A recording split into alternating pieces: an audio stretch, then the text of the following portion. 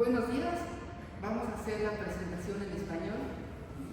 Espero que se entienda, trataré de hablar un poco más despacio. Solamente vamos a presentar Fernanda y yo. Nuestros otros dos ponentes no pudieron hacer el viaje, pero bueno, estaban muy ilusionados y entusiasmados de poder enviar sus trabajos. Voy a comenzar yo para esta mesa. Me presento brevemente. Soy Carolina Quintana, soy doctora en Ciencias en Arquitectura y Urbanismo. Originalmente estudié arquitectura y luego me especialicé en urbanismo. Soy profesora investigadora de la Escuela de Arquitectura, Arte y Diseño del Tecnológico de Monterrey, en Ciudad de México. Y mis temas de investigación son el análisis geoestadístico, el ordenamiento territorial, las desigualdades socioespaciales. Eso es a grandes rasgos. Y el tema que voy a exponer hoy lo titulamos Patrones de impacto de los sismos de 2017 en el patrimonio cultural de San Cristóbal de las Casas. Es un trabajo que estamos realizando en conjunto con la doctora Silvia González Calderón y Samantha Neva.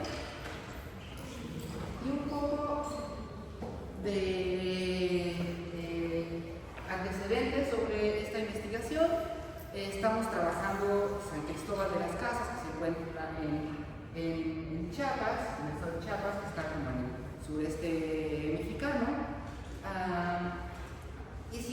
Hemos hecho varias investigaciones, en particular porque es una población que tiene una interesante mezcla de población indígena con población obviamente católica, ¿no? Católica de la colonia, y además en los años recientes ha tenido una población, o ha sido una población de distintas religiones, y en particular del Islam, de la religión musulmana. Entonces, eso fue lo que ha dado pie a esta investigación. Hemos hecho primero una investigación sobre la expulsión que han tenido estas poblaciones etnias indígenas musulmanas desde San Juan Chabula hasta San Cristóbal. Esa fue como el inicio que detonó la investigación. Hicimos una segunda investigación ya un poco más estadística, en la cual hemos revisado en dónde se están localizando las distintas poblaciones, las distintas etnias, y hemos encontrado que el norte de San Cristóbal es el que está recibiendo estas nuevas poblaciones. Y eso nos dio paso a buscar por qué el centro de San Cristóbal es el que se está o es el que no está recibiendo a las poblaciones indígenas no católicas, ¿no? Entonces vamos a un poquito de marco de referencia. Les decía, Chiapas es un estado que está al sur, hacia el sureste de la República Mexicana. Hay una región muy particular de Chiapas, hacia el centro, que se llama los Altos de Chiapas. En los Altos de Chiapas, bueno, se llaman los Altos porque está a una mayor altura que el resto del territorio, y bueno, también es una zona cafetalera, y es una zona en la que dio origen al movimiento zapatista, la ZLN, en el año 94. Y la región de los Altos de Chiapas tiene como cabecera una cuenca, que es la cuenca de San Cristóbal de las Casas, como principal población, San Cristóbal de las Casas, San Juan Chabula y Sinacantán, son las dos poblaciones más importantes. Siempre nos gusta verlo como una perspectiva de cuenca, porque también eso permite entender cómo las poblaciones no se mueven tanto de una topografía y de una hidrografía, sino que buscan más o menos quedarse en ese tipo de regiones. De nuevo está esto que les comento de la cuenca. La población que encontramos musulmana es la que venía estando por acá y bajó desde San Juan Chabula hacia el norte, y encontramos que San Cristóbal de las Casas comenzó su origen, su traza en la colonia, prácticamente en la parte más plana, más baja de la cuenca, inició como pues, cualquier ciudad colonial, ¿no? Con una traza ortogonal, de árboles y de humanos, con un centro muy marcado, la parte más plana, y con estos barrios que se localizaron pues, precisamente alrededor de donde había una hidrografía interesante, que están los ríos. Ese es como un panorama general así del asentamiento de San Cristóbal. Ahora, tomamos como pretexto los sismos del 17. Tenemos una zona bastante sísmica en todo el Pacífico. En particular, bueno, pues si tenemos, cuando hay sismos en Oaxaca, Chiapas, normalmente se terminan sintiendo hasta la Ciudad de México. Los grandes sismos que hemos tenido en Ciudad de México han sido provocados precisamente como por esta zona. Normalmente los daños en donde más se han sentido, a pesar de los grandes daños de Ciudad de México, bueno, pues sí, los más afectados terminan siendo las poblaciones más segregadas, como en Chiapas, en Tabasco, en Veracruz, es donde hemos notado también que hay mayores daños. Y en particular el 7 de septiembre de 2017 hubo un sismo muy fuerte, de 8.2 grados Richter, y si ven en el mapa,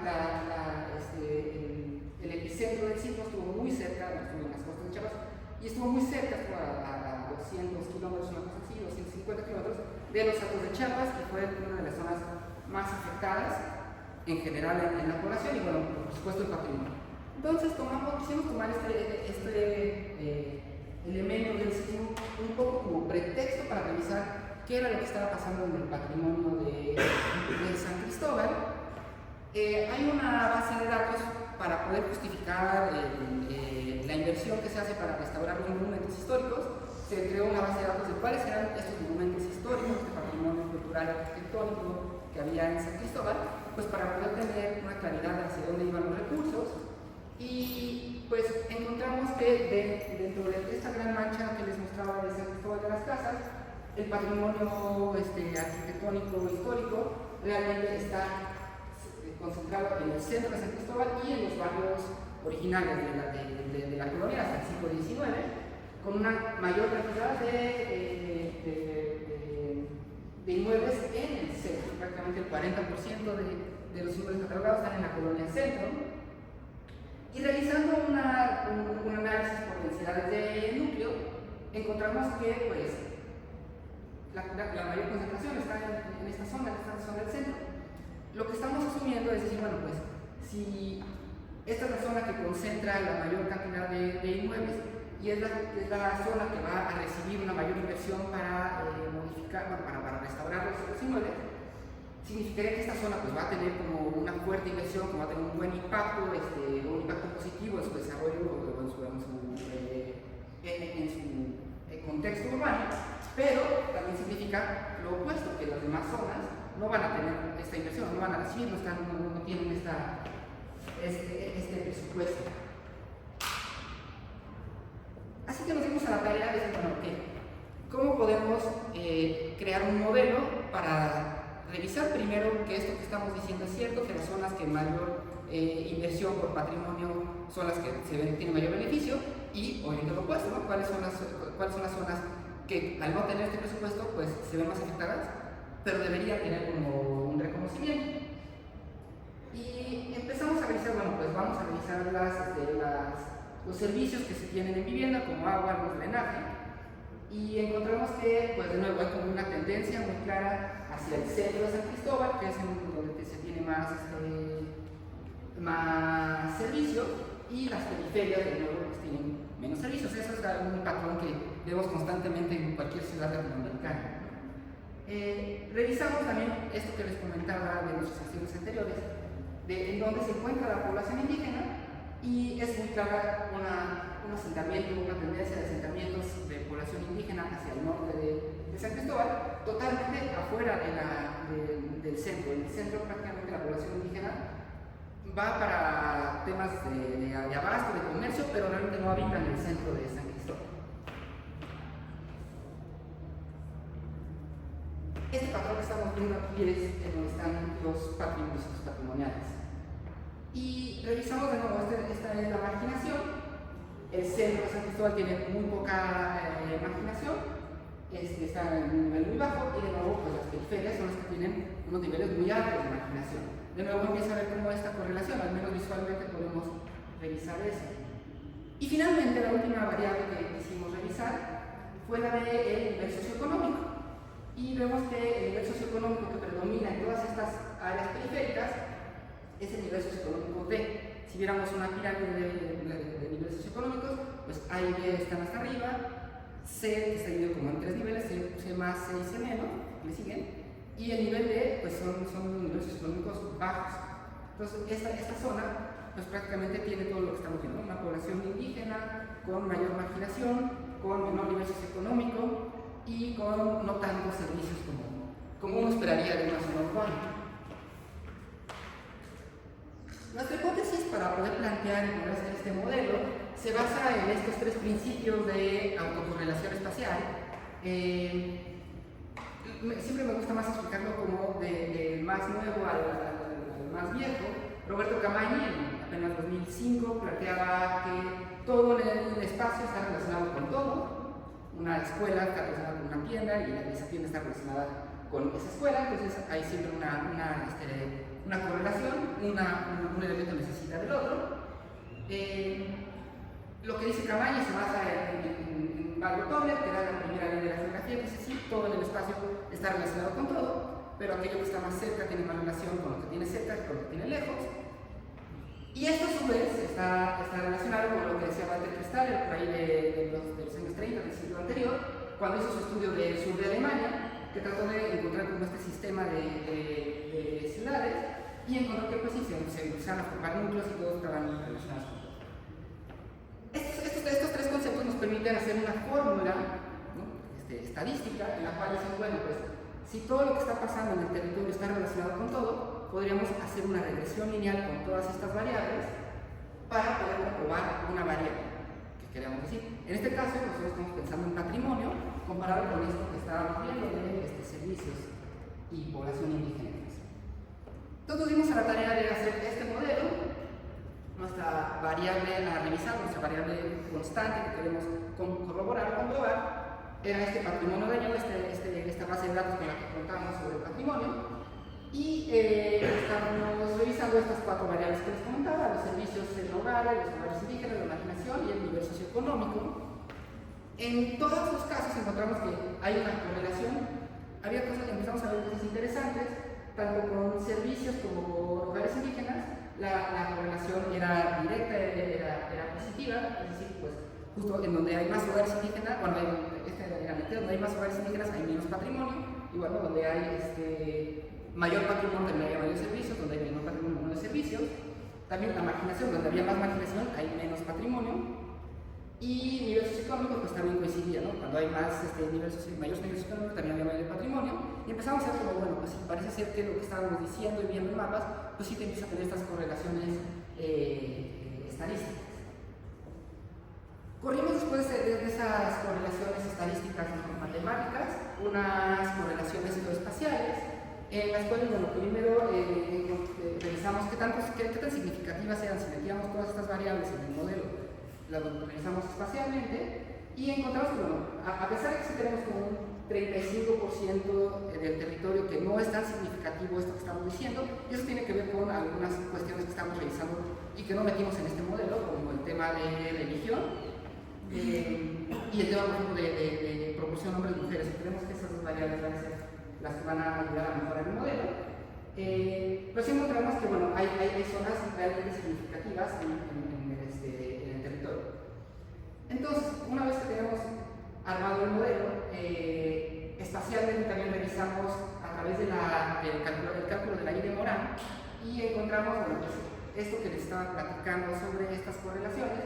Hay una correlación en el área de bajo-bajo, o sea, en los niveles cuando hay poco patrimonio, pues bueno, se dan todas estas condiciones en esta zona norte.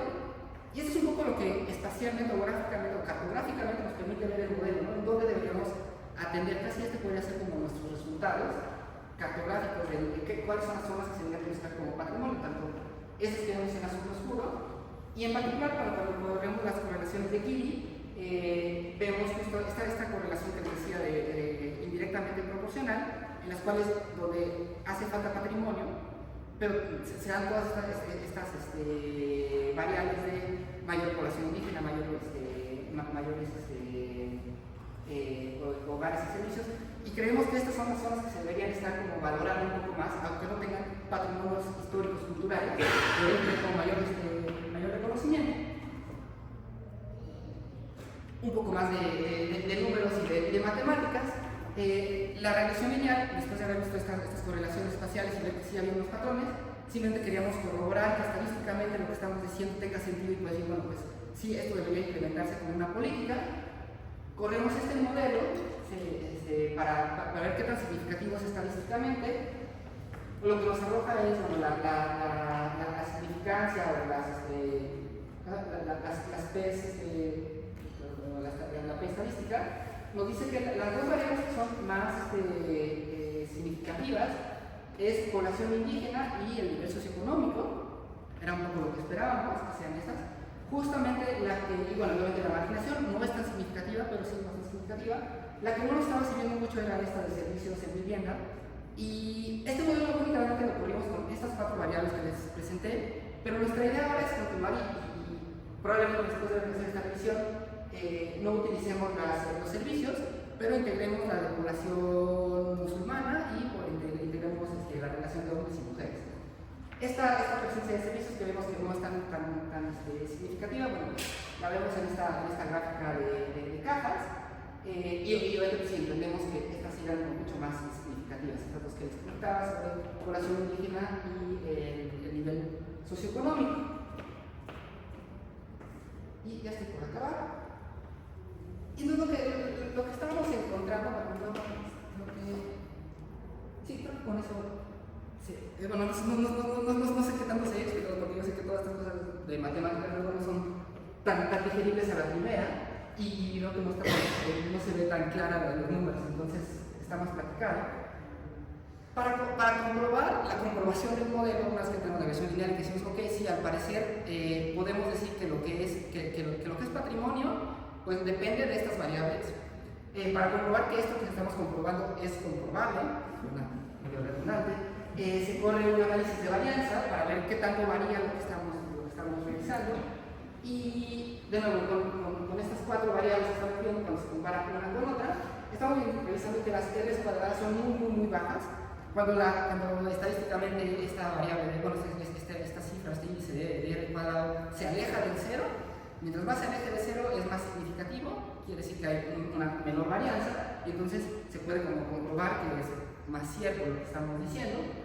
Y lo que estamos encontrando es que efectivamente hay zonas que nosotros obviamente entendemos como zonas patrimoniales, que las reconocemos fácilmente porque pues, bueno, vemos patrimonio cultural construido, vemos iglesias, vemos templos, vemos haciendas, y entonces claro, esto tiene un valor patrimonial, pero pues al mismo tiempo estamos viendo que hay zonas que de acuerdo a las variables que estábamos revisando, voy a regresar a la segunda, de acuerdo a estas variables que estamos revisando, que es población indígena y nivel socioeconómico, que son altamente significativas para hablar de patrimonio.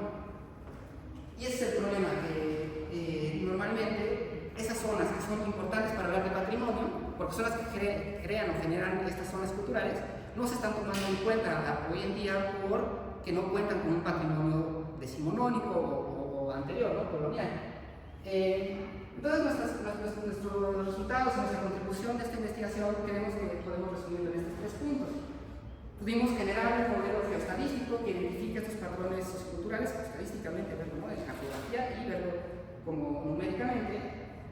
Nuestra intención con este modelo es poder valorizar los patrones como un patrimonio urbano, que sea un patrimonio prehistórico, pero es toda esta discusión que se tiene sobre este patrimonio del siglo XX y sobre todo de la segunda mitad del siglo XX, bueno, pues también tienen ciertos valores que eventualmente irán mejorando y irán teniendo mayor importancia. Y por supuesto la idea de este modelo de valorizar estas zonas es que esto pueda tener una incidencia en las políticas públicas, y esa era nuestra intención, ¿no?, poder mejorar las políticas públicas del ordenamiento territorial y de la planeación urbana. Y eso es todo, la tenía preparada cortita y creo que ahora sí me extendí un poco. Muchas gracias, obligadas, Carolina Quintana. Aquí están mis contactos, carolinaquintana@tech.mx, y me pueden buscar también por Twitter. Obrigada.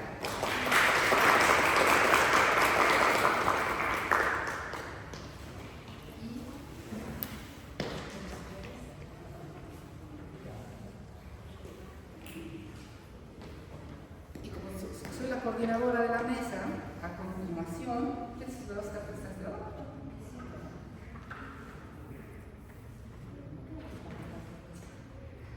Y a continuación vamos a tener a María Fernanda Arpilhuasco Miranda, ella es maestra y doctora en antropología social por parte del Colegio de Michoacán, es licenciada en sociología por la Facultad de Ciencias Políticas y Sociales de la UNAM, ha realizado proyectos de investigación en Jalisco, Michoacán, en La Paz, Bolivia, y en Pomuch, Campeche. Sus temas de investigación son sociología y antropología de la religión, mito, antropología de la muerte, indigeneidad, patrimonialización y ontología de los Andes centrales.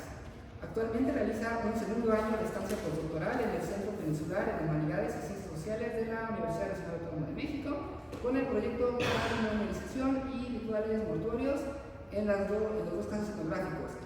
Limpieza de huesos en Pomuch, Campeche, y fiesta de ánimas en Jalisco, Michoacán. Bueno, pues muchas gracias a todas y a todos por estar aquí, a Fer Prado también por la invitación y a la coordinación de AMPLAC por permitirnos exponer nuestros trabajos en este espacio. Bueno, también procuraré ir lenta para las personas que hablan más en portugués que para hacer español. Así que si tienen alguna duda con respecto a la rapidez o a las palabras, pues igual y sin problema podemos hacer una pequeña pausa. Bueno, lo que voy a compartirles es el resultado o una parte del resultado de mi investigación doctoral, que fue sobre unas entidades en Bolivia denominadas ñatitas, que ahorita vamos a entrar un poquito más en materia, pero para esta ocasión vamos a hablar de los procesos de patrimonialización en Bolivia, que implican construcciones de un pasado ancestral y plurinacional, que es parte también de una narrativa política e histórica actualmente en Bolivia.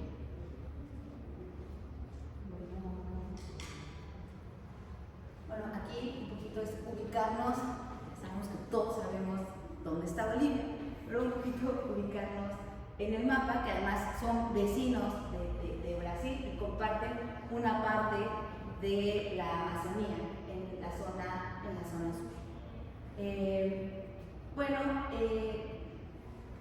Lo que a mí me interesó principalmente en mi proyecto de doctorado, porque más o menos esto es para ponerlos en contexto, es analizar cómo se produce la agencia de las entidades que les representan. Es decir, para los devotos de las ñatitas, estas entidades tienen capacidad de hacen cosas. Y cómo son los vínculos entre estas entidades y entre sus devotos. Entonces, lo que básicamente mi trabajo consistió es rastrear cómo se produce esa agencia, es decir, cómo se produce esta capacidad de hacer de estas entidades, como con tres dimensiones, es decir, la entidad en sí misma, su materialidad. Después hablamos de las relaciones de esta entidad con sus devotos, y hay un tercer elemento, que es el que vamos a destacar hoy, que es la relación de estas entidades con las instituciones gubernamentales, que tiene que ver con lo patrimonial. Entonces, bueno, esta es un producto de 2 años y medio de trabajo de campo, principalmente en La Paz, en la ciudad de La Paz, pero también en otros departamentos como Cochabamba, Oruro y Santa Cruz.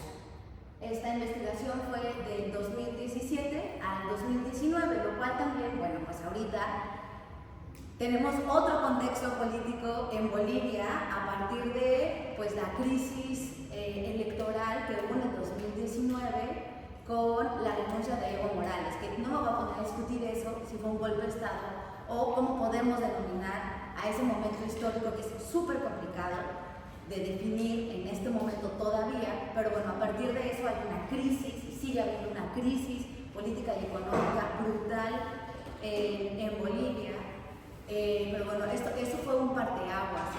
Lo que a mí me interesa destacar es como toda la política patrimonialista que se ha seguido durante el periodo de Evo Morales, que fue más o menos desde el 2006, bueno, no más o menos, desde el 2006 al 2019, y cómo en este periodo, claro, el triunfo de Evo implica o tiene que ver toda una lucha histórica de diferentes movimientos sociales en Bolivia, que tiene que ver tanto como las zonas altas como las tierras altas y tierras bajas, que este movimiento empieza en el 2019 con el movimiento al socialismo, que es el MAS, que posteriormente se vuelve un partido político, y Evo Morales es el que encabeza este movimiento político cuando se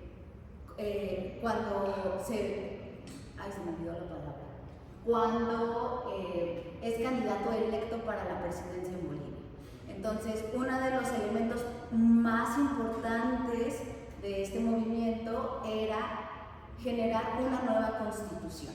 Entonces, se genera desde el 2006 hasta el 2009 una constituyente para realizar lo que hoy día conocemos como la Constitución del Estado Plurinacional de Bolivia. Entonces, Bolivia deja de ser una república para convertirse en un Estado plurinacional.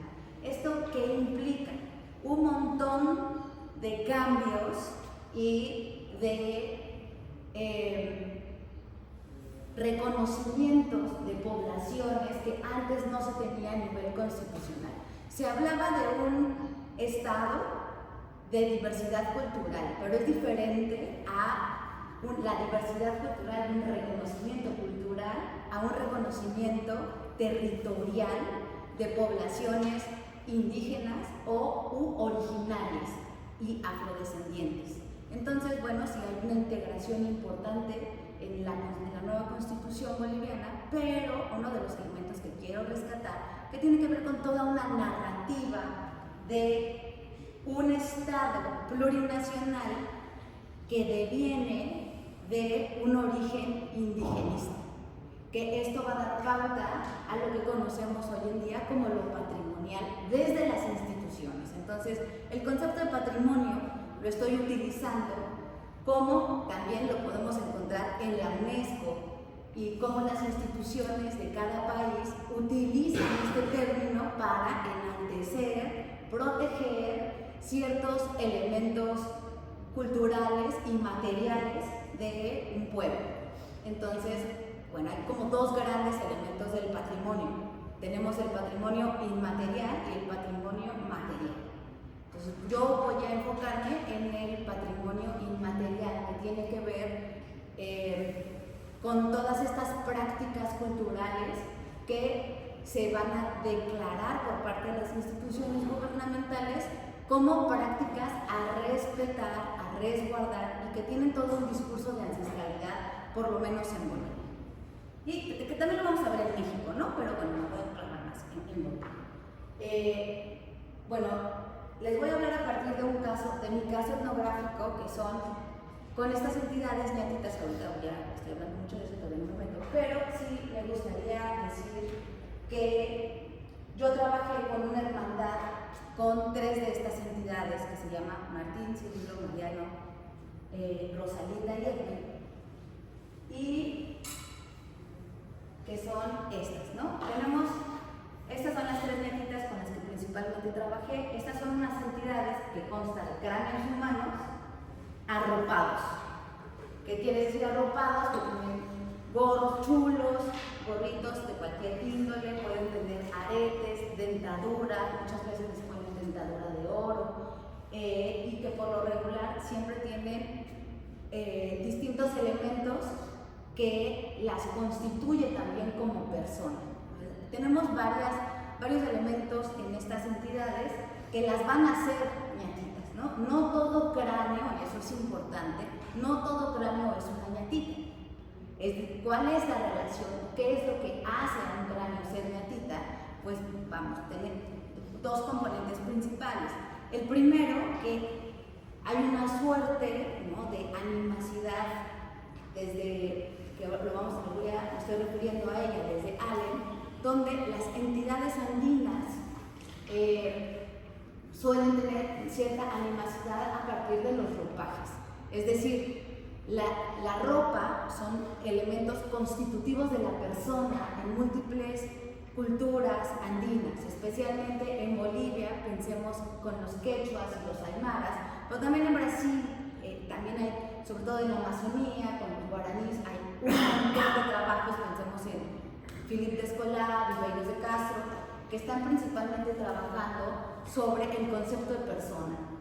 Y aquí este concepto de persona me sirve un montón para cómo la devoción, los devotos de estas entidades llamadas ñatitas construyen a estos cráneos arropados tal cual, como ñatitas, como personas. Entonces aquí vamos a partir de un elemento etnográfico EMIC, que es súper importante, y es que en términos metodológicos yo trabajé por lo que las personas dicen sobre ellas y cómo las personas se relacionan con ellas, es decir, hacen cosas, y hacen cosas porque son personas, y son personas porque son almas, es decir, almas pensando en un concepto cristiano en términos de una fuerza vital, pero también se pueden pensar como ajayos. Y el ajayo es lo que anima, es uno de los elementos que dan animacidad a las personas, a los pueblos. Entonces, las ñatitas tienen nombres particulares. Por ejemplo, la del centro es Mariano, es Rosalinda y él es Evelyn. Cada ñatita tiene una personalidad propia, características propias y tienen capacidad de hacer, todas tienen capacidad de hacer, pero es distinta y variable. Aquí pienso en este concepto tanto de Bruno Latour como de Alfred Gell con respecto a la agencia. Es decir, es volátil y variada. No siempre hay agencia. La agencia se produce siempre en relación. Entonces, con respecto a un otro. Y también con respecto, aquí sí me pegaría, pero también tiene que ver con los materiales. Para no hablar de materialidad en términos de Ingold, vamos a hablar que nos va a pegar Ingold si habla de materialidad, sino de materiales. Es decir, esta capacidad de hacer se da siempre porque también hay una relación física entre los devotos y estos cráneos. Es decir, no es una representación, es el difunto que no termina siendo un difunto porque tiene capacidad de hacer y es persona. Vamos a tener entonces aquí varias dicotomías que se nos rompen: vivo, muerto, principalmente, ¿no? Porque no son muertos, son personas vivas para ellos. Entonces, bueno, tienen distintas capacidades de hacer en este mundo, aunque sean de un mundo otro. Un mundo otro es como este otro mundo donde habitan las almas, donde habitan los muertos, pero ellas están en un mundo intermedio, por eso tienen capacidad de hacer. Y esto tiene que ver con las ontologías andinas, ¿vale? Entonces, bueno, estas son las entidades, estas son las ñatitas con las que yo trabajé, principalmente esta hermandad. Y lo que me interesa de esta fotografía, que es de la Agencia Municipal de La Paz, de la Alcaldía de La Paz, porque las promueve en términos turísticos. Entonces, esta foto es maravillosa porque en primer plano tenemos a estos tres cráneos que ya de por sí a la vista ya es así de guau, ¿no? Pero al fondo tenemos al Cristo, tenemos la bandera de Bolivia y en los laterales tenemos mujeres de polvera. Es decir, también hay un elemento que tiene que ver con lo indígena en Bolivia que se está resaltando. Entonces, aquí tenemos estos tres cruces que nos van a servir para poder entender cómo se están produciendo estos cráneos.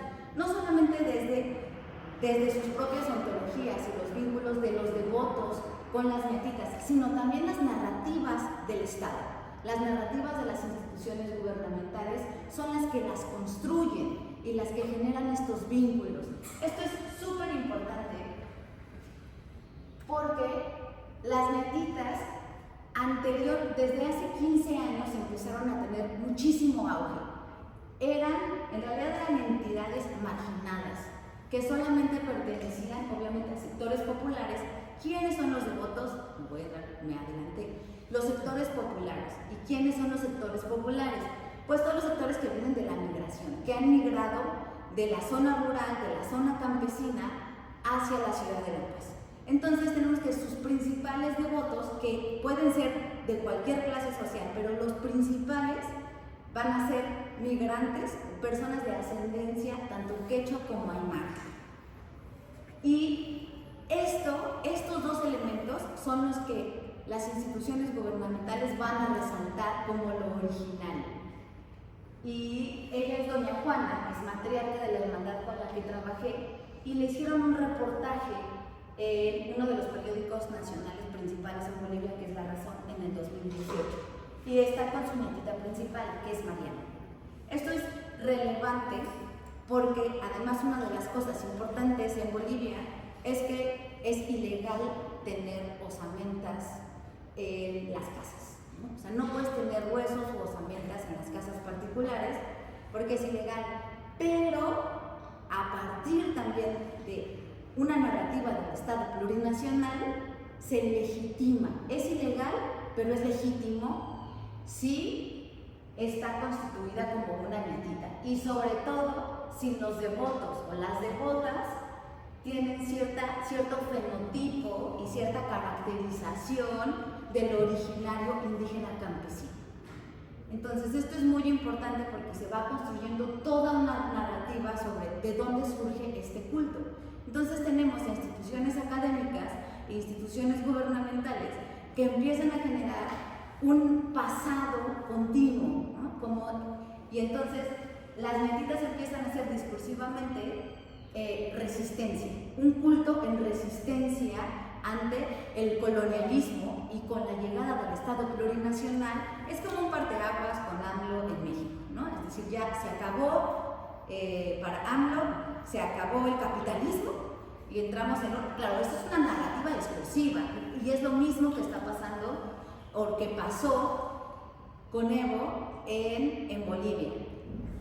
Entonces el punto de todo esto es que este culto que hace 15 años era marginal, que además era así de no, o sea, las personas llevaban a sus nietitas, les realizan una fiesta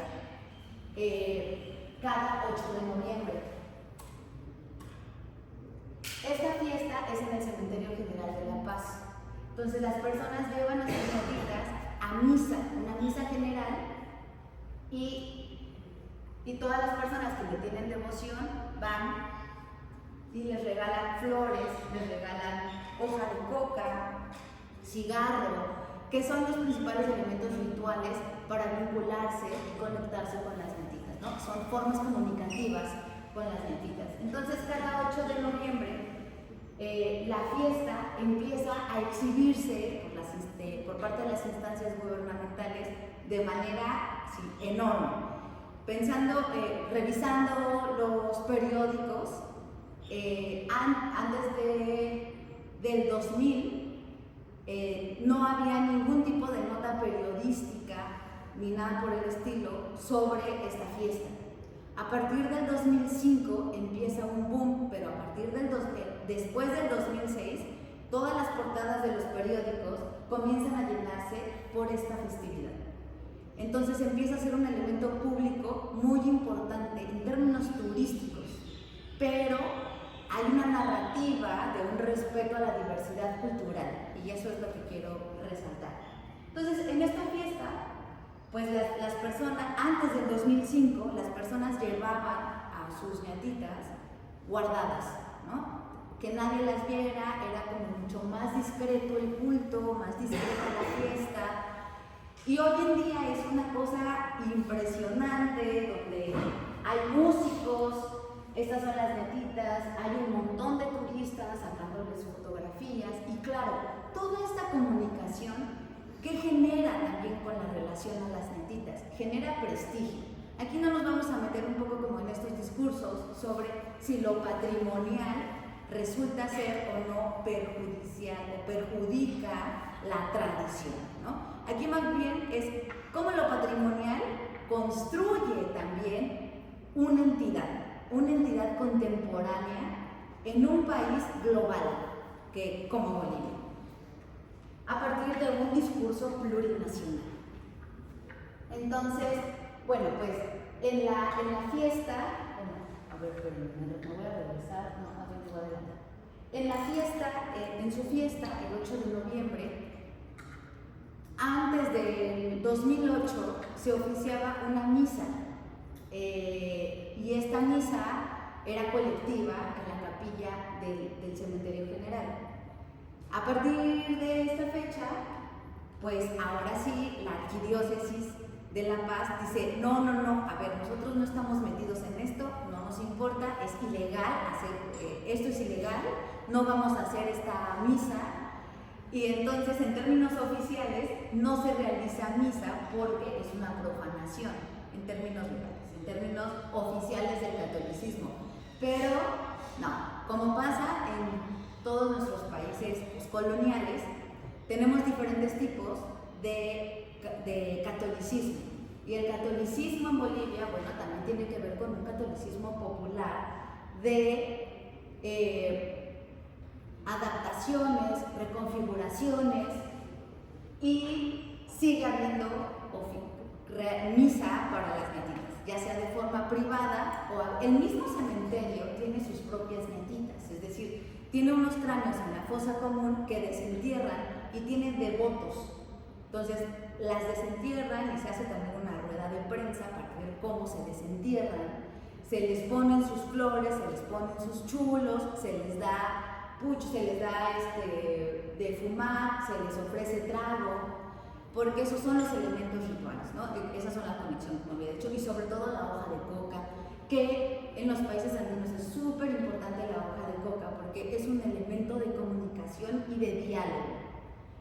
Entonces, bueno, tenemos dos tipos de ñatitas que pude catalogar como, pues, en términos figurativos, con respecto a mi propio trabajo de campo, que son ñatitas domésticas y las ñatitas económicamente activas, les llamo yo. Las ñatitas domésticas terminan siendo, por ejemplo, esta escalita, y esta ñatita es de una antropóloga joven boliviana que la tiene en su casa, en su altar. Estas son las ñatitas que tienen cierta personalidad y que tienen una capacidad de hacer limitada. Pero tenemos otro tipo de ñatitas que son las de los especialistas rituales, las maestras y los maestros rituales, que hay una clasificación también muy interesante con estos especialistas en Bolivia y también en el Perú, pero que tiene que ver con yatiris, con amautas, con una serie ahí de clasificaciones, donde, por ejemplo, esta señora es doña Eli, y ella actualmente tiene 80. Y aquí lo interesante es que las personas que también tienen devoción van a intercambiar favores muy específicos con estas ñatitas, que además son especialistas. Este se llama Oscar, y Oscar es un coronel. Entonces, Oscar ayuda para cuestiones de seguridad, para cuestiones de personas desaparecidas. Entonces, vamos a tener un elemento muy interesante con estas ñatitas en términos comparativos, o más bien simétricos, con la Santa Muerte, que es una entidad en México que lo que hace también es que ayuda ante los sectores populares desprotegidos, que tiene que ver con la violencia, que tiene que ver con necesidades de justicia, de protección. Entonces, las ñatitas principalmente protegen, ayudan. Pero también tenemos ñatitas que matan. Tenemos ñatitas que son especialistas en ser ladronas. ¿Y por qué? Porque cada ñatita es su alma, es decir, tiene que ver con las características de la persona en vida. Oscar, aquí no nos va a importar si su biografía personal es o no es real, ¿no? Nos va a importar lo que las personas dicen sobre ella y cómo se vinculan. Entonces, Oscar es un coronel que en vida, que lo conocieron en vida y que él en vida fue coronel y fue muy importante y prestigioso en su comunidad y ayudó en un montón de casos. El punto es que cuando él se muere, este ajayu, esta alma que lo constituye, no sale de su cuerpo y sus mismas capacidades se quedan aquí. Y es lo que permite su ayuda, ¿no? Es lo que permite que haga ciertas cosas. Entonces, pues el Oscar es súper socorrido con Doña Eli. Pero también hay otro tipo de ñatiguitas que son para el amor, para los estudios, para la salud, y ñatitas para separar o para hacer amarres, ¿no? Y para matar. Aquí lo que me interesa resaltar, entonces tenemos que son estas ñatitas domésticas, las ñatitas con las que yo trabajé son estas de esta hermandad, aquí están, siempre van a estar al lado de santos católicos, de un altar de santos católicos. Entonces, por ejemplo, aquí arriba, que no se ve, pero es un cuadro de Cristo, Doña Eli también en su consultorio tiene su propio altar al lado con otros santos, que el Tata Santiago, que justo ayer fue su cumpleaños de la Semana. Y también este es un especialista ritual del alto. Entonces, tenemos que en Bolivia hay zonas, sobre todo en el alto y también en algunas zonas de La Paz, donde hay un montón de casetitas, son especialistas rituales que tienen sus propios sectores para que la gente vaya y les hagan limpias y les lean las hojas de coca, les lean la suerte, le llaman allá. Entonces, bueno, tenemos a estas que son las domésticas, a las económicamente activas, les digo yo, que son las de especialistas rituales. Y el punto de esto es que en la narrativa oficial, en la narrativa que circula en medios de comunicación y de instituciones gubernamentales, las ñatitas solo son benéficas, las ñatitas solo protegen, ayudan y jamás van a exponer en una narrativa institucional que también son para el mal, que también ayudan a los delincuentes, que también ayudan a matar a alguien o a echarle una maldición a alguien, ¿no? Pero esto es importante porque estamos hablando de una entidad en un montón de lugares donde no es una cuestión moral de bien o mal, sino de necesidades de los devotos. Entonces, dependiendo qué tipo de velita le prendas, por ejemplo, había un especialista ritual afroboliviano de la zona de los Yungas que me decía, no, pues yo a Juanito no le prendo vela negra porque puede que él no mata, pero si le prendo vela negra le puede gustar, ¿no? Entonces, mejor le puede gustar matar, entonces no vamos a entrar por ahí. Y bueno, pues las ñatitas también tienen todas estas cualidades de lo humano, que tienen que ver con envidia, con celos. Entonces, si una mujer tiene una ñatita y se casa, va a espantar o le va a hacer maldades al marido. Entonces, una de dos, o la regalas o le consigues su pareja, para que ahí haya un equilibrio. Entonces,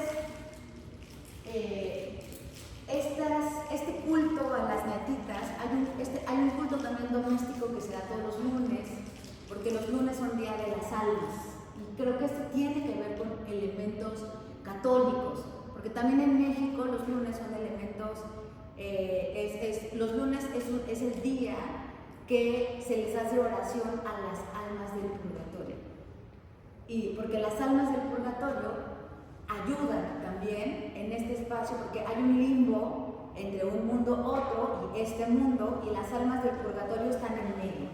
Entonces hay un intercambio entre favores constantes, ¿no? El rezo, la luz, el agua que los vivos les dan, los ayudan a mantenerse, y en cambio ellos también ofrecen protección. Entonces siempre va a haber una relación ahí de intercambios con este tipo de entidades.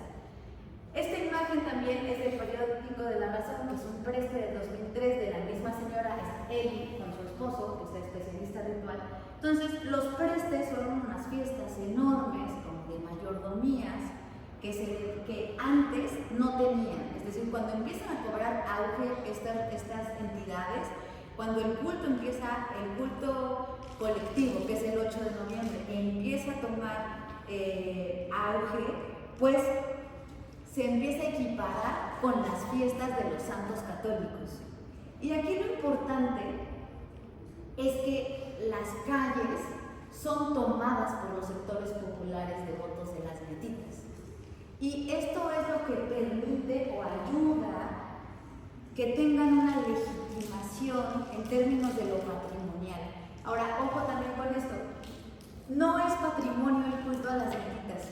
Han intentado patrimonializarla 2 veces, en el 2005 y en el 2017. Yo estuve en el intento del 2017. Pues fueron 2 funcionarios públicos a la hermandad con la que yo trabajaba, y hay todo un discurso de las ñatitas nos trajeron, las ñatitas quieren ser patrimonio, porque también son parte de un circuito que el Cementerio General de la Paz ya está patrimonializado, es decir, es patrimonio material, y hay otro elemento cultural patrimonializado que es el pan de Tantahuagua, que es el de Todos Santos. Entonces lo que querían hacer era como toda una ruta patrimonial que se cerrara el 8 de noviembre con la fiesta de ñatitas. La bronca es que primero pues es eso, ¿no? O sea, el problema es que es un culto ilegal por las osamentas, y después que sí tiene que ver todavía con un peso moral muy significativo en La Paz, porque aunque discursivamente sea un estado plurinacional, en términos prácticos de la sociedad paceña hay muchísima separación. Es también una sociedad, al igual que muchas otras en América Latina, que tenemos sociedades sumamente discriminatorias. La cosa es que estos sectores populares tampoco es que sea cualquier sector, son sectores comerciales populares, y también tienen una historia súper importante en términos de la burguesía aymara, que efectivamente tiene un contexto de la economía cuando estaba en la presidencia Evo Morales, que ha permitido que ciertos sectores en términos comerciales hayan tenido mayor poder adquisitivo. Entonces, aquí hay una mezcla, ¿no?, entre que hay una economía que posibilitó la inserción de una clase no dominante al mercado mundial, que ha permitido también que esto se desarrolle. O sea, no solamente es un discurso de lo plurinacional y de las instancias patrimoniales, sino también ha sido una lucha de los propios sectores populares la que permite ver esto. Una estampa que no se podía ver hace 15, 20 años, en el sentido de ver ñatitas y estos sectores populares transitando por las calles paceñas, tomándolas, cerrándolas y haciendo una fiesta sumamente impresionante para ese día, ¿no? Porque además son cientos de miles de ñatitas las que hoy día son veneradas en La Paz. Ahora también tenemos, entre otros pros y otros contras,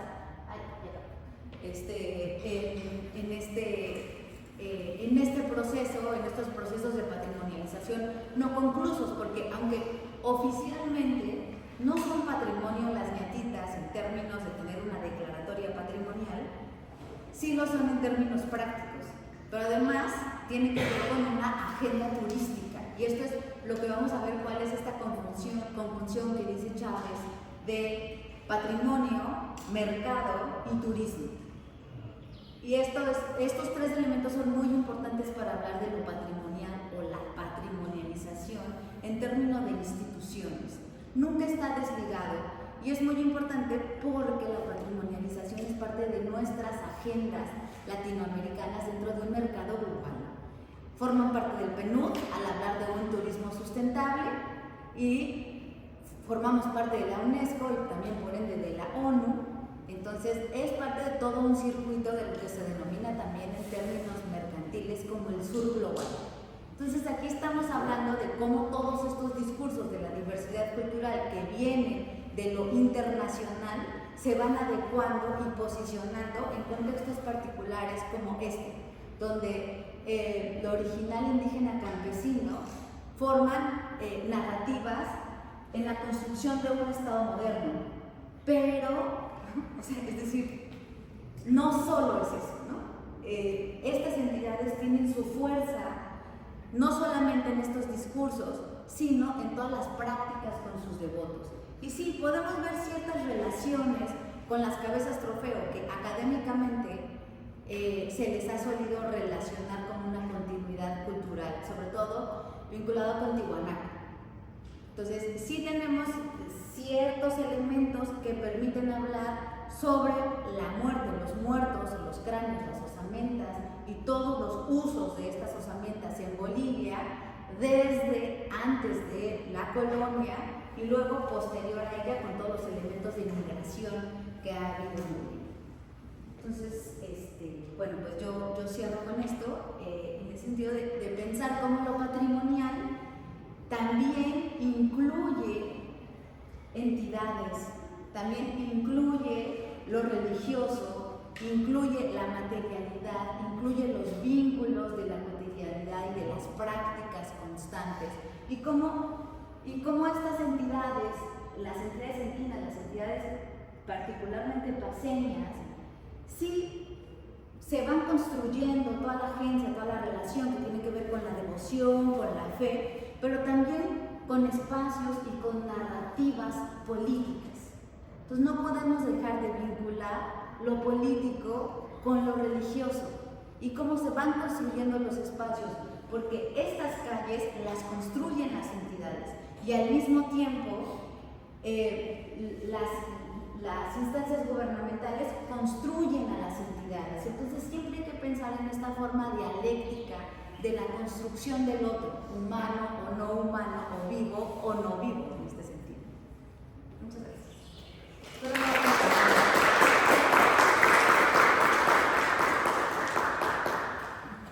Bien, muchas gracias, Fer. Muchas gracias a todos. Creo que podríamos abrir un espacio para algunas preguntas y respuestas si tienen algo. Haremos nuestro mejor esfuerzo por tener un diálogo entre español y portugués, o haremos un portuñol. Tenemos traducción. No sé si había alguna pregunta, ya sea para la doctora Fernanda o para mí.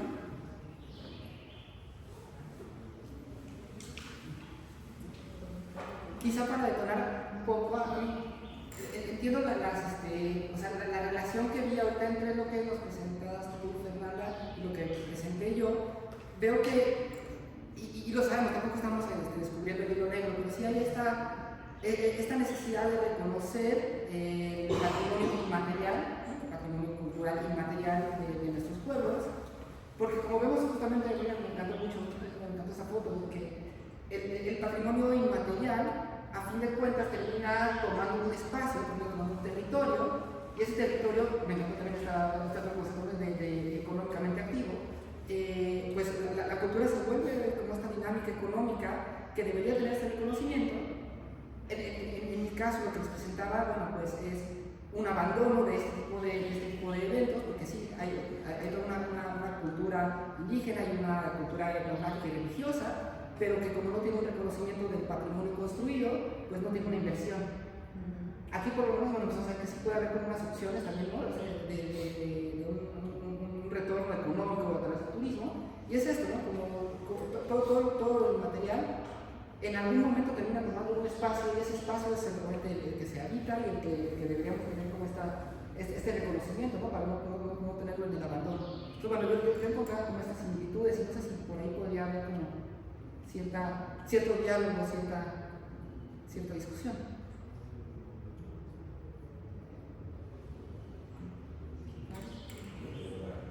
Voy a intentar hablar en español, es lo mejor, pero es muy interesante cuando los conoces, agradezco mucho a lo que he aprendido mucho. Y para creo que me quedé pensando, un poco curioso, en esa versión de las ñatitas, ¿no? Sí, ¿qué tipo de ñatita yo sería después de mi muerte? Entonces, hay esa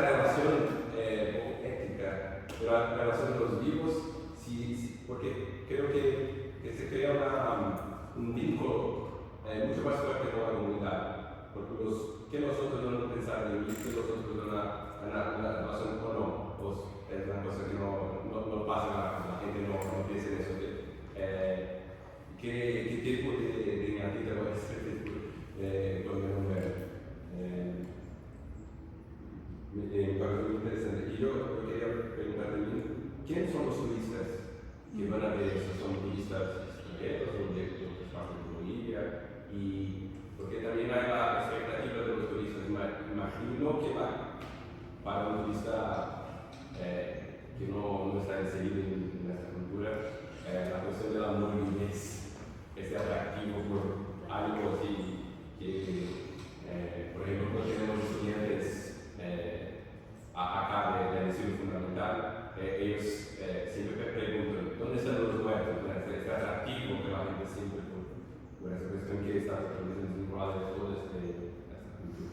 Entonces son estos comentarios que agradezco mucho por la presentación. Sí, aquí está interesante lo que dices tú, Carlos, y también pues, ¿qué piensan nosotros de mí? ¿Qué tipo de ñatita voy a hacer? Porque vamos a ver un poco lo mismo en términos del patrimonio y lo que piensan de mí en términos de la construcción de valor. Sí. ¿Cómo se construye? Aquí es lo que tú mencionas, ¿no? Es decir, lo patrimonial, ya sea material o inmaterial, es una construcción de valor. Y esta construcción de valor depende de los actores, que, por ejemplo, que lo podemos llamar agentes patrimoniales. Entonces, y los agentes patrimoniales varían desde aquellos que producen las prácticas, los intermediarios culturales y las instancias gubernamentales, que son los burócratas. Entonces, pienso en estos espacios en esta creación de valor, pensando en esta foto también, en cómo esta práctica genera otra construcción del espacio. Y en tu caso, Caro, esta onda de cómo en Chiapas no se da, cuando algo deja de ser un valor, en qué momento algo material, un espacio, deja de tener un valor patrimonial.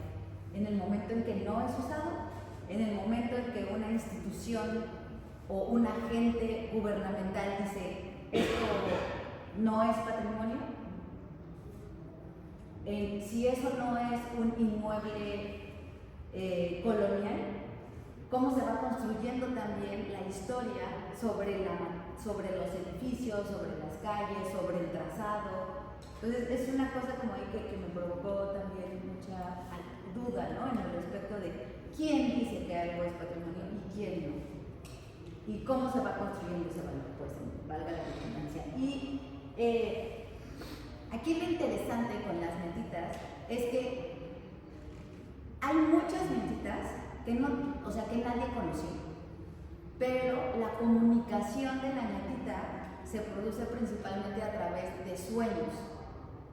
Entonces, aquel que se va a volver el protector o el cuidador o el dueño de la ñatita se sueña con la ñatita y entonces le dice quién es, cómo se llama y qué ha hecho y cómo tiene que cuidarla. Por eso lo primero que dicen los devotos es que una ñatita, tú no escoges tener una ñatita te escoge a ti.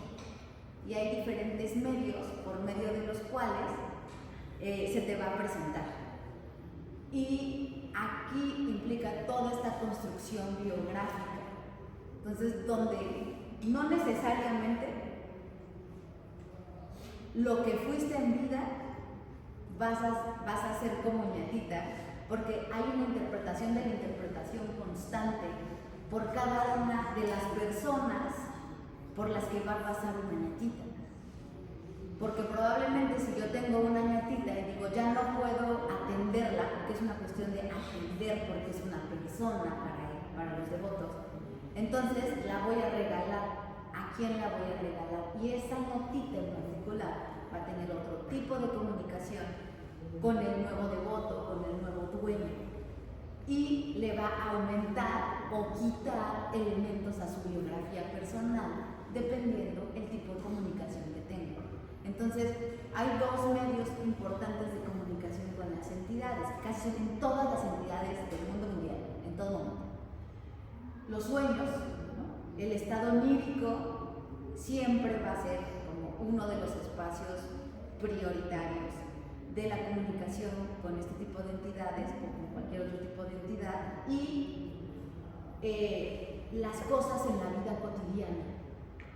Que si se me cayó este lápiz en un elemento o en un contexto de interpretación donde si en este momento yo estoy hablando de Mariano, se me cae este vaso aquí y se arruina mi computadora, es porque a Mariano no le gustó. La lectura de eso es que a Mariano no le gustó que yo estuviera hablando de él.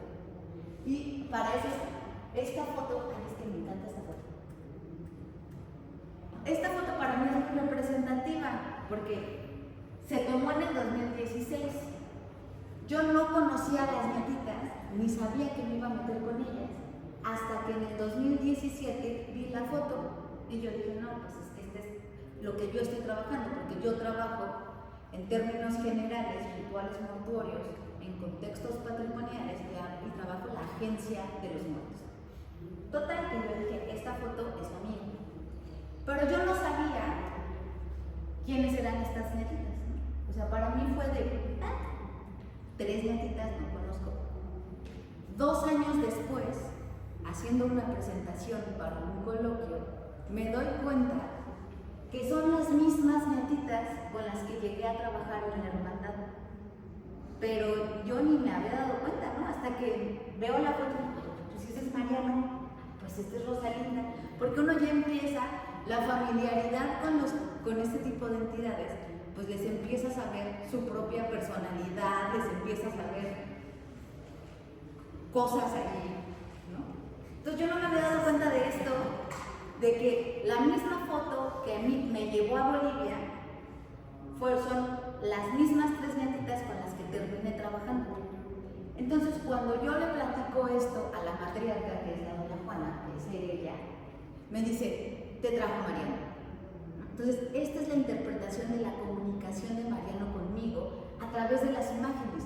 Y esto es un elemento que también trabajo para cómo se genera el prestigio. Entre mayor prestigio tiene una entidad, mayor capacidad de hacer tiene mayor alcance porque tiene mayores redes. Entonces, y esto es muy importante porque tiene que ver también con a quién atraes, pensando en esta pregunta sobre el turismo. Hay mucho turismo nacional en comparación del turismo internacional que va en aumento. Pero es que ver un cráneo así, pues sigue siendo impactante, es súper morboso, ¿no? Entonces, entre que te da repudio un poquito al principio, te da un poquito de morbo, pero sí, la cosa de la narrativa institucional es que te van diciendo, pero son buenas, ¿no? Pero no te va a pasar nada porque está toda una narrativa también de lo originario, de lo precatólico, y sobre todo de lo exótico, que también, ojo, porque termina siendo colonizador. Es un pensamiento colonial, esta cosa de estar viendo al otro, que está curioso, ¿no? O sea, es buena onda, pero está curioso. O sea, sigue habiendo un elemento de separación entre estas culturas que siguen siendo así como medio salvajitas, ¿no? Porque tienen cráneos, y nosotros, claro, mediado por una narrativa de diversidad cultural, pero siempre bajo esta mirada de separación, de lo exótico. Entonces ya cuando te metes a las relaciones, porque creo que lo que nos permite comprender esto es que es una relación como cualquier otra, en cualquier contexto cultural, con lo sagrado, con cualquier entidad sagrada. Y esto y es muy importante porque entonces no te está posicionando como lo completamente otro, sino como lo semejante. Pero en términos turísticos, para regresar a la pregunta, sí hay una atracción y por eso también el Departamento de Patrimonio Inmaterial en La Paz también quiere patrimonializar esto, porque tú ves la imagen y dices, ay, voy. O sea, porque también atrae a la vista. Porque la muerte también es uno de los elementos constitutivos de lo vivo, ¿no? La muerte. Entonces se convierte en un elemento atrayente. México, porque ha explotado el Día de Muertos. Entonces tienes a Coco, ¿no? Esta película de Disney, tienes un montón de calaveras todo el tiempo por todos lados, porque también se te vende una parte animada de, es que el mexicano tiene esta ideología de burlarse de la muerte, cuando no necesariamente es así. Es parte de una industria cultural y es parte de una narrativa nacionalista.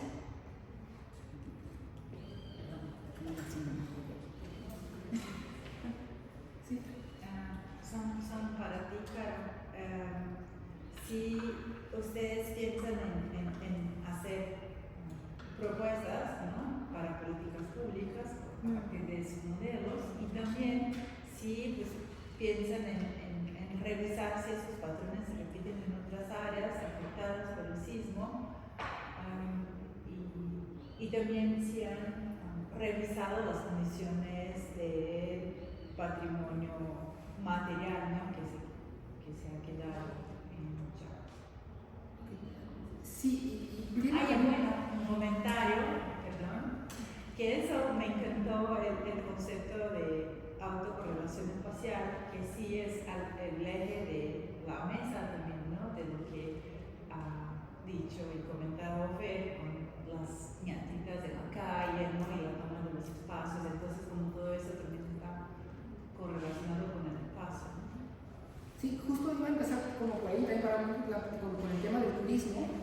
Lo que pasa, por ejemplo, en San Cristóbal de las Casas es que se tiene un turismo grande, especialmente de turismo europeo, aunque también hay turismo norteamericano, pero el turismo europeo es muy fuerte, pero se queda concentrado en el centro de San Cristóbal, porque es en donde se encuentra el patrimonio cultural, arquitectónico, construido, materialmente, ¿no? Y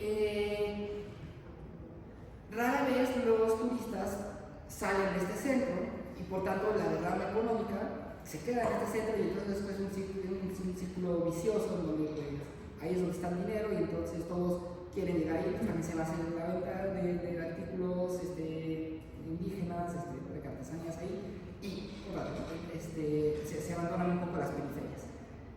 Y lo que tratábamos de hacer por el modelo, y por ese fue un poco el contexto, lo que tenemos es que el Estado, queriendo o sin quererlo, pero bueno, sistemáticamente está provocando este abandono de ciertas, pues lo que estamos como ciertas zonas que deberían tener patrimonios patrimoniales, al momento en el que no las tienen registradas, ¿no? Si los eventos, como veíamos también en esta foto, los eventos culturales, a fin de cuentas, tienen lugar en el espacio abierto o cerrado, pero en el espacio construido, en el espacio, ¿no?, en el espacio habitable. Y tomamos como pretexto esta variable del patrimonio dañado, porque fue el primer momento en el que como que se bajó un poco el tema del Instituto Nacional de Antropología e Historia, un poco de contexto político mexicano. El Instituto Nacional de Antropología e Historia tiene catalogados los monumentos históricos hasta el siglo XIX, y a partir del siglo XX es el Instituto Nacional de Bellas Artes quien los tiene catalogados. Y esta pequeña diferencia es la que, por ejemplo, en Ciudad de México provoca que uno pueda demoler una arquitectura del siglo XX. O sea, puedo tirar una obra arquitectónica de Mario Pani, y en realidad, digo, sí, seguramente me voy a enfrentar con vecinos y más, pero esta falta de catalogación de INA ha provocado que se pierda el patrimonio arquitectónico del siglo XX, pero yo jamás podría tirar una casa del siglo XIX o del siglo XVIII, ¿no?, porque está catalogado. Entonces, bueno, se contaba con este catálogo, y tras los sismos se tuvo que justificar, bueno, si se van a dar, era una cifra para Chiapas como algo así de 30,000 millones de pesos, que sería como 10,000 millones de reales, más o menos. Y bueno, un poco para transparencia se dijo, bueno, necesitamos una base de datos en la que podamos ver territorialmente dónde van a llegar esta inversión. Entonces, la idea de crear el modelo con esta variable del patrimonio fue, pues, decir, ok, bueno, ya tenemos como una declaración por parte del Estado mexicano de en dónde le está interesando invertir dinero y en dónde no, o sea, y lo opuesto, como un poco de sesgo de supervivencia, en donde no le está interesando invertir. Y es como, bueno, a mí me parece muy fuerte porque automáticamente me interesa esto, me interesa la arquitectura del siglo XIX, del siglo XVIII, no me interesa lo que está pasando en las periferias, que es súper fuerte, ¿no? Y algo muy curioso, en San Cristóbal de las Casas está la segunda mezquita más grande de México. La más grande está en Torreón, hacia el norte del país, y en San Cristóbal está la segunda mezquita más grande. Eso debería ser como pues, un punto a favor de reconocer los territorios. Entonces, ya un poco materializando a lo que nos comentaste, la idea de tener un modelo es, únicamente tenemos que limpiarlo más, como les enseñaba, al parecer el hablar de los servicios en vivienda, aunque también el contar con servicios de agua, luz, drenaje, sí nos permite identificar muy bien la periferia, pero no tanto el patrimonio de la periferia, que era lo que queríamos, y seguramente cuando metamos esto de población no católica, en particular la población musulmana, y creemos también que la relación hombres y mujeres puede tener ahí como alguna significancia, pero cuando podamos meter esta y otras contrastarla con el patrimonio, vamos a poder encontrar ya un modelo como mucho más pues como firme para identificar estas zonas patrimoniales que no cuentan con el reconocimiento económico o de intervención del Estado, pero que deberían tener estas patrimonios.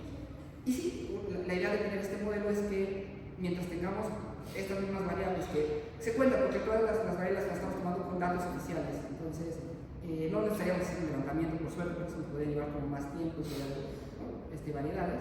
Pero cuando tengamos este modelo armado con estas variables, podríamos ir obviamente estarlo replicando en otras zonas, ¿no? En cuanto a modelos estadísticos. Y eso es un poco lo que estamos tratando ahorita de por lo menos levantar la mano y decir, oigan, estamos sistemáticamente revisando otra vez a donde todo el mundo le está poniendo foco y estamos abandonando pues, zonas importantes de las ciudades.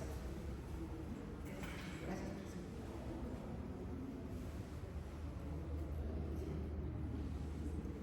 ¿Más comentarios? ¿Preguntas?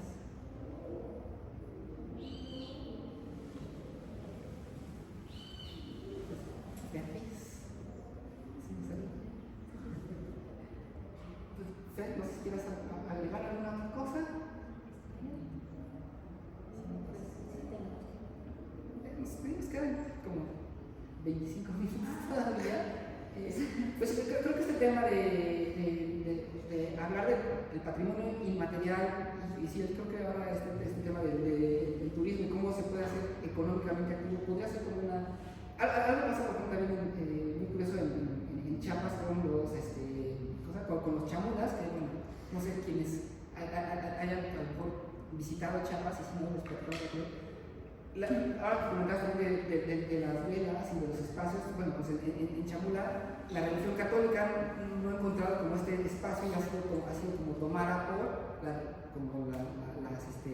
no es una religión chamula, por las costumbres, usos costumbres chamulas. Y entonces se hacen rituales adentro de las iglesias, rituales que pues obviamente parecen profanos de la religión católica, pero muy similares a esto que estoy diciendo, ¿no? La presencia de los santos en realidad son estas entidades a las cuales se les pide que se les haga un favor o se les va a hacer un ritual, ¿no? Entonces, esto en particular pues sí atrae también turismo, ¿no? Pero es este turismo como un poco menos agresivo, ¿será? Pues, no lo sé. O por lo menos, o sea, que se ven un poco menos, ¿no? Sí, bueno, es que creo que hoy como que la tendencia es hablar del turismo sustentable y del turismo también. Creo que lo importante no es como enjuiciar tanto el turismo, sino ver cómo las colectividades quieren y pueden recibir en sus espacios a los turistas. Y eso es algo que creo que no hemos explorado en nuestros países. Es decir, que las colectividades puedan tener agencia, capacidad de decidir cómo quieren ser vistos, cómo quieren ser representados, cómo quieren ser visitados, cómo reordenan los espacios. Yo trabajé también en una isla en Michoacán que está rodeada de un lago, que es el lago de Pátzcuaro, que se está secando. Y aquí la cosa es que es una isla súper chiquitita y es una isla que en Día de Muertos es el super boom de publicidad. Entonces, muchas de las personas de ahí estaban más como resignadas a cómo se recibe el turista, porque la mayoría de los turistas nacionales iban a emborracharse y no había normas ni reglas para decir haz esto o no puedes hacer esto, porque había cierto miedo de que no regresaran, y en realidad esa isla vive del turismo, porque no tiene, o sea, la pesca, como el lago se está secando, pues no pueden vivir de la pesca, no viven de la agricultura, sino de estas migraciones de retorno y del comercio. Entonces, históricamente también, bueno, pues esta isla desde los años 30 se empieza a proyectar como una zona turística para su manutención. Entonces, la cosa es cómo buscamos estas mediaciones entre las personas que producen este bien cultural y las instancias gubernamentales que lo organizan, que lo difunden. Y eso es muy importante porque también es cómo están representados. Por ejemplo, acá con las matitas, y lo tenemos, ahora resulta que en Bolivia hay una homogeneización de los cráneos, y en Bolivia hay un montón de usos y de prácticas con huesos, porque también cultural e históricamente hay culturas donde los ancestros son huesos y los sacan, los meten de ciertas cuevas, hacen rituales con respecto principalmente al agua, pero hay una manipulación constante de los huesos. Entonces, no todo cráneo es una ñatita. Sin embargo, con toda esta cuestión de la patrimonialización y con todo esto de la difusión de las ñatitas, hay una relación directa. ¿Ves un cráneo? Ah, entonces es una ñatita, cuando no necesariamente es así. Entonces, la cosa es que sí tenemos un gran problema al homogeneizar por medio de la patrimonialización o del turismo las prácticas. Sí, y no le estamos apuntando a la particularidad, y no le estamos apuntando a cómo las personas quieren ser enunciadas y cómo quieren ser representadas ante el otro. Y es más, tampoco estamos apuntándole a cómo las personas quieren ser nombradas, porque ¿quién dice que es indígena, que algo es indígena? Y está muy curioso porque en México, y también lo noté en Bolivia, hay un montón de comunidades donde dicen, yo soy indígena. Pero hay programas sociales que benefician a las poblaciones indígenas. Entonces, hay un cambio fútil, pensando en Goffman, dependiendo con quién está hablando esa persona. Soy indígena ante un burócrata, pero no soy indígena ante el turista, o soy indígena ante el turista y me voy a poner mi traje típico para que me veas y me tomes la foto, pero en la vida cotidiana y en las prácticas no me voy a denominar indígena. Entonces hay siempre una cosa ahí muy pantanosa en cómo son nombrados y cómo se autodenominan las personas en esos espacios. Y luego también hablar, por ejemplo, las ñatitas son católicas, pero no es un catolicismo pues tradicional, pero también cómo entendemos tradicional, porque tradicional como lo vemos en México, nada que ver con España, ¿no? O sea, con ese catolicismo, pero también en España tienen sus reliquias, en Italia también tienen una vinculación con las osamentas, con los cráneos bastante peculiar, ¿no? Y también hay una cosa ahí de protección con los muertos, con las osamentas. Es decir, vamos, ¿cómo era esta palabra de la que hablamos, Tesco? En lugar de hablar de adaptaciones o de una especie de interpretación de segundo grado que hacen estas. No, es que justamente esa es la crítica que me interesa hacer del concepto, porque no son mezclas, son sistemas separados, diferenciados, que se negocian y que en algún momento se van traslapando. Pero es decir, las personas tienen muy clarito, cuando hay ciertas prácticas que tienen que ver con la Iglesia Católica y cuáles no, y en qué momento las aplican y en qué momento no las aplican. Y esto no solamente en Bolivia con las nietitas, también tenemos estos sistemas religiosos en México que tienen que ver con los indígenas, donde es lo mismo, ¿no?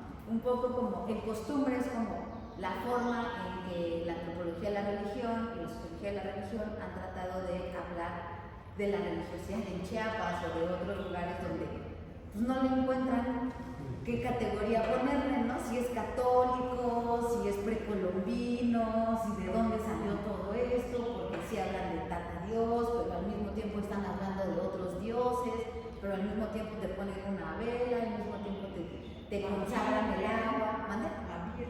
La Virgen. Entonces, es decir, son elementos culturales que vienen de dos sistemas religiosos relativamente distintos, pero que se comunican entre sí, pensando en un sistema monoteísta y politeísta. Y ahí sí podríamos pensar a lo mejor en ciertas prácticas precolombinas de nuestros sistemas de creencias o las ontologías, donde hay un sistema de pensamiento politeísta, o sea, hay posibilidad de que existan varios dioses o varias entidades supremas al mismo tiempo. Entonces llega también un sistema monoteísta, pero que se parece un montón a todos los dioses y todas las funciones del otro sistema, y entonces dices, bueno, o sea, pero hablamos, ¿qué palabra utilizamos? Porque no hablamos de adaptación, porque también dijimos, no es adaptación, interpretación de segundo grado. O sea, estamos tratando también de hallarle un concepto o una palabra para también ir respetando todos estos elementos que las personas tienen clara en su práctica, pero que como investigadores pues le metemos el concepto que nosotros pensamos que es el mejor, pero que no está dando cuenta de lo emite, ¿no? O sea, no está dando cuenta de lo que está pasando, de lo que las personas piensan, hacen, dicen, de las relaciones de las personas, no solamente con otros humanos, sino con las cosas, con los existentes, con el clima, con las materialidades, ¿no? Y cómo la materialidad te construye como persona. Y eso aquí se ha trabajado mucho en Brasil, ¿no? Sobre todo en la Amazonía se ha trabajado como con ciertos sistemas de creencias y sistemas filosóficos que hacen toda esta construcción con referencia a la diversidad de materialidades y sus relaciones, ¿no? Bueno, hablando de las religiosidades, que es justo la variable o el concepto que no trabajamos, que no les mostré ahorita, pero nosotros que estamos pensando en sí meter el tema de religión, porque pasó algo muy curioso. La población musulmana que llegó al norte de San Cristóbal, les comenta que fue expulsada de San Juan Chamula, porque no coincidían sus prácticas religiosas, no coincidían con las prácticas chamulas. Y es muy curioso que encontraron, al llegar a San Cristóbal, encontraron que había una muy pequeña comunidad musulmana, una pequeña como familia que hacía prácticas del Islam, y como que fueron arropados, y otra vez esta palabra que estamos usando así, no fue un sincretismo, pero como que casó muy bien lo que ya traían ellos y por la razón que habían sido expulsados con las prácticas también del Islam, y por eso se encuentra como el espacio urbano ideal para empezar a desarrollar. Así que nosotros hablar este contexto de población musulmana con origen étnico indígena, ¿no? Entonces empieza a recordar por esta palabra, ¿no? En algún momento hasta Samantha, una de las investigadoras, estaba diciendo que se le llamaba el chamunismán, y luego tuvimos toda una discusión sobre, pues no podemos decir el chamunismán porque había como ahí estas diferencias. Justo cuando uno trata de poner una palabra es donde empiezan a surgir las discusiones, ¿no? Y creo que justo ponemos ahí como, creo que el foco de la discusión, ¿no? Porque este tipo de prácticas culturales son las que deberíamos empezar a tener como mayor reconocimiento, porque obviamente la estamos viendo como una práctica contemporánea, pero si no se le empieza a dar con este reconocimiento, con el paso del tiempo podría ser como segregado, ¿no? Como unas zonas que no están siendo incluidas, y es lo que luego lleva justamente a estas pues, como confrontaciones entre el Estado y la población, ¿no? La falta de reconocimiento de estas prácticas, que creo que se veía muy claro con lo que decías, ¿no? Como es ilegal, pero es legítimo, pero no es legal, ¿no? Es como ese tipo de temas, creo que son las cosas importantes que por lo menos desde la academia se empiezan a hablar, ¿no? Y decir, bueno, pues aquí hay que empezar a reconocer. No sé si también como comentar las otras dos investigaciones que se enviaron, y más como una invitación a que las revistas están en el cuaderno de resúmenes, de Francisco Javier Fresnada Casado, que es uno de los investigadores que no pudo venir, también de la UAMC de México. Él iba a presentarnos el trofeo terminal Muerte y Museo en Santa Elena, Yucatán, que probablemente mismo bastante relacionado con esto que estás presentándonos.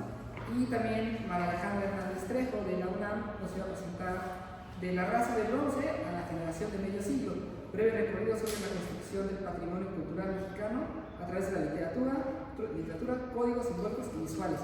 Que digo, lo menciono porque a lo mejor sí, estas dos hacían un poco el enlace en lo que estamos platicando, creo que salió padre la discusión, ¿no? En estos temas, pero están los resúmenes, en el cuadro de resúmenes están estas investigaciones que quizás puedan resultar interesantes si lo quieren revisar.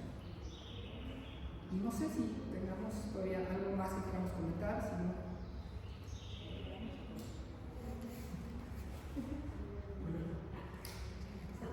Es que me pareció interesante, yo no sé mucho de esas cosas de patrimonio, pero porque salió el tema, ¿no? Del estado de Bolivia, y tú mencionaste al SKL. Claro.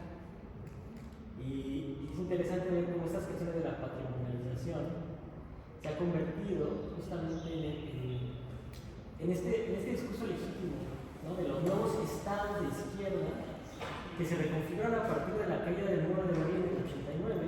¿No? La izquierda pierde el sujeto histórico y entonces busca un nuevo sujeto histórico, que se ve ahora mucho en este neoindigenismo de corte progresista, ¿no? El sujeto indígena como el sujeto histórico que va a ser el cambio, ¿no? Y está muy bien fundamentado, por ejemplo, si uno ve la ética de la liberación de Rusia, ahí está. A partir de que se pierde el proletario como el sujeto histórico que va a llevar a cabo la revolución, se configuran nuevos sujetos históricos que prácticamente son en América Latina, ¿no? Es el negro, el afroamericano, el indígena y la mujer. Y si se juntan las tres, pues tenemos el sujeto perfecto, ¿no? Entonces, pero viene esto por lo que tú decías, ¿no? De por ejemplo, estas prácticas. ¿En qué discurso se puede legitimar un Estado plurinacional moderno, pero al mismo tiempo no moderno? ¿No? Pero que otros bien me preguntan si el indígena es un sujeto moderno o no. ¿Fue creado en la modernidad o no? Que además en términos de la Constitución plurinacional es indígena originario campesino. Ajá. O sea, este concepto es lo que lo hace contemporáneo. Exacto. Y se tardaron un montón en ubicar este concepto en términos constitucionales. ¿No? Y que en el contexto mexicano es ese también. O sea, el gran movimiento contracapitalista con el que se inaugura, digamos, el nuevo Estado mexicano, pues es el ZL. Y Chiapas por eso sigue siendo el estado más importante del sur hasta este momento, porque está el ZLN. Y tal vez no está en San Cristóbal, pero digamos hay una patrimonialización de todos los caracoles zapatistas, ¿no? Si hay como esta idea de que son los territorios no no conquistados por el Estado capitalista mexicano, ¿no? Y que ahí se va generando otro tipo de discurso. Entonces también está todo este turismo, digamos, contracultural, no sé cómo llamarle, pero que va a haber ese tipo de cosas, ¿no? De cómo se están organizando estos discursos contrahegemónicos y bla, bla, bla, bla, bla, cómo se está sustentando todo esto, ¿no? Porque me llamó la atención justo esto que decías ¿en dónde se puede legitimar este nuevo Estado plurinacional? ¿A partir de qué patrimonio? O sea, ¿de qué discurso patrimonial? ¿De qué narrativa? Y vas a eso, ¿no? A estas cuestiones indígena, rural, contemporánea, ¿no? Aunque no venga necesariamente de ahí, porque al final las metidas no son entidades precolombinas, son entidades contemporáneas urbanas. Pero te decía, pero entonces hay una narrativa ahí. No moderno, pero moderno, no es siempre. Es el originario, pero el originario desde dónde se construye ese concepto. ¿No? Y además esta categorización de buenos, o sea, tienen que ser buenos. ¿No? O sea, no pueden ser entidades malas, porque ¿cómo puedes meter eso también?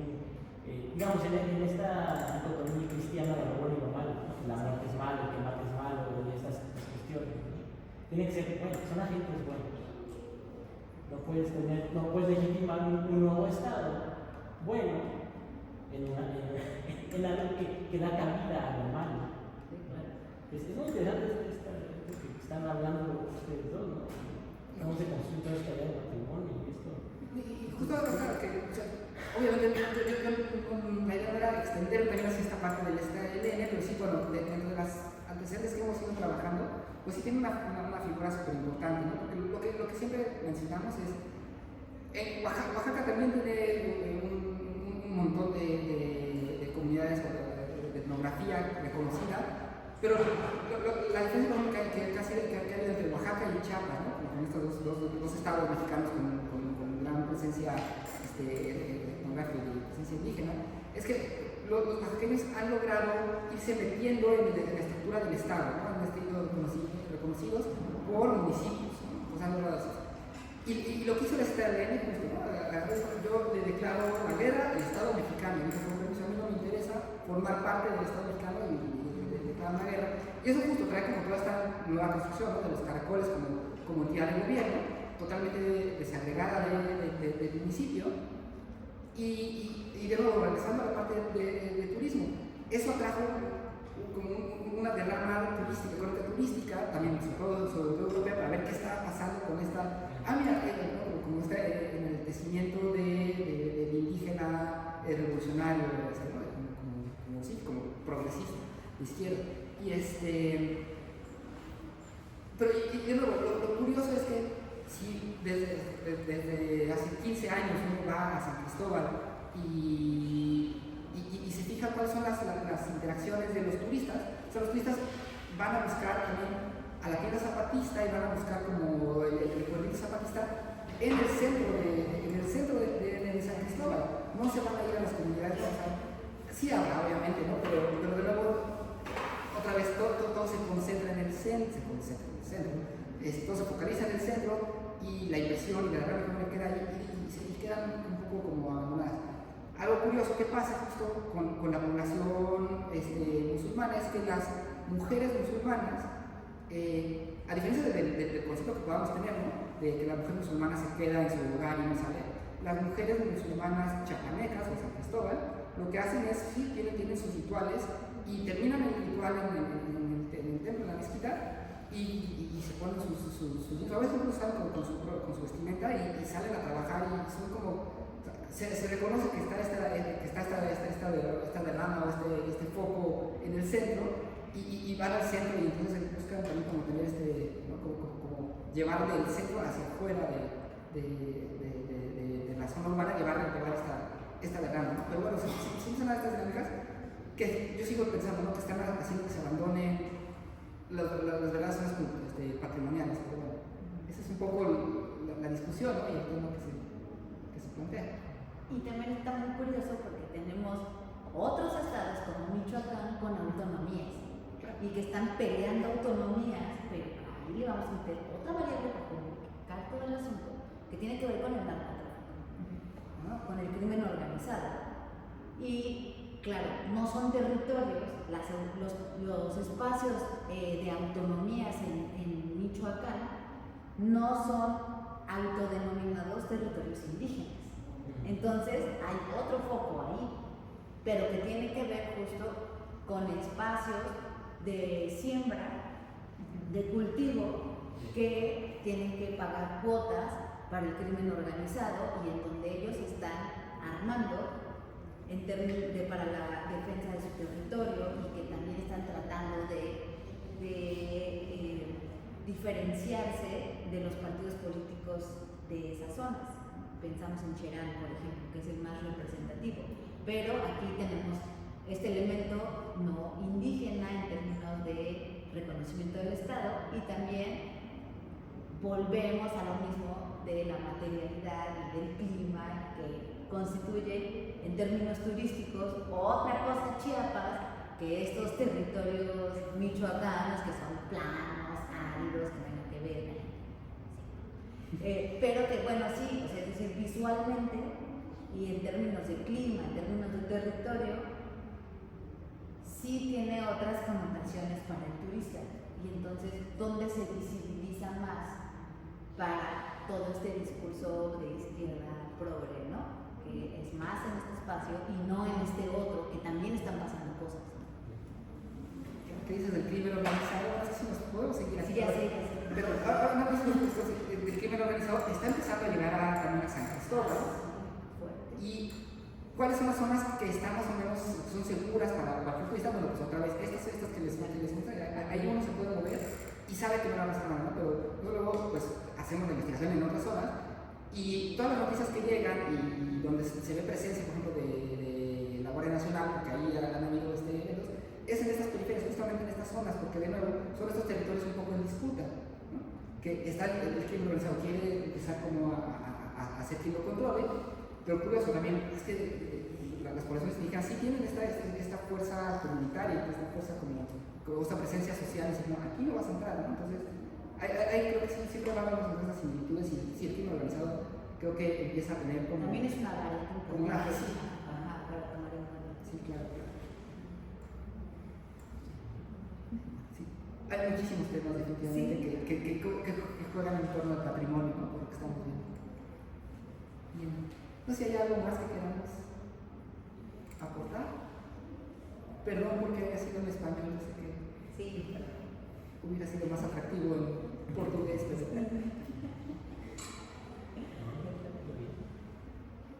Pues sí, nosotros queda entonces agradecer muchísimo ¿no? a la Universidad Estatal de Londrina, a ANFLAC, bueno, Beatriz que estuvo aquí de asistencia, y bueno, a todos los presentes, muchas gracias por habernos dado estas hora y media un poquito más de su atención.